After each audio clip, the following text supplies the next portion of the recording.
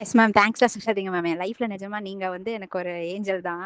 எப்பவுமே நான் சொல்வேன். நான் ஒரு மிராக்கிள் எனக்கு வந்து ஏன்னா பேரண்ட்ஸ்லேருந்து எல்லாருமே புஷ் பண்ணாங்க. ஆனா அந்த சிச்சுவேஷன்லேருந்து எனக்கு எப்படி மீண்டு வரணும்னே எனக்கு ரொம்ப கஷ்டமா இருந்துச்சு. அப்போ உண்மையா பார்த்தீங்கன்னா, மகா மந்த்ரா தான் எனக்கு வந்து ரொம்ப ஹெல்ப்ஃபுல்லா இருந்துச்சு அந்த டைம் பார்த்தீங்கன்னா. நீங்க சொன்ன அந்த தைரியம். ஏன்னா அப்ப நான் ஹோப்பே இல்லாம இருந்தேன் நிஜமா. ஆனா நீங்க எனக்கு சொன்ன வார்த்தை லெட் கோ பண்ணுங்க. நீங்க வந்து கண்டிப்பா நடக்கும். நீங்க பார்ப்பீங்க. நீங்க அழாதீங்க. உங்களுக்கு எல்லாமே மாறும்னு நீங்க சொன்ன அந்த ஒரு விஷயம், அதே மாரி நீங்க சொன்ன எல்லா டெக்னிக்ஸ்க்கும் ஃபாலோ பண்ணேன். ஸோ இவங்களுக்கும் அதான் சொல்றேன். இவங்களும் அதே மாரி தான் ஹோப்பே இல்லாம பேசுனாங்க.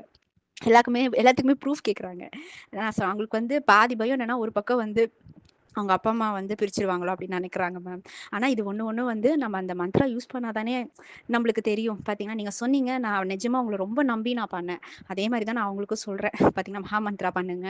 ஏன்னா, அது ஒரு பியூட்டிஃபுல்லான லைஃப்ல ஒரு டிரான்ஸ்ஃபர்மேஷன் குடுக்கும். நிஜமா நம்மளுக்கு ஒரு நம்பிக்கைய குடுக்கும் பார்த்தீங்கன்னா.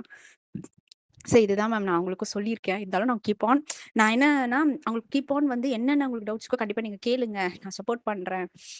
அப்படின்னு தான் நான் சொல்லியிருக்கேன் பார்த்தீங்கன்னா.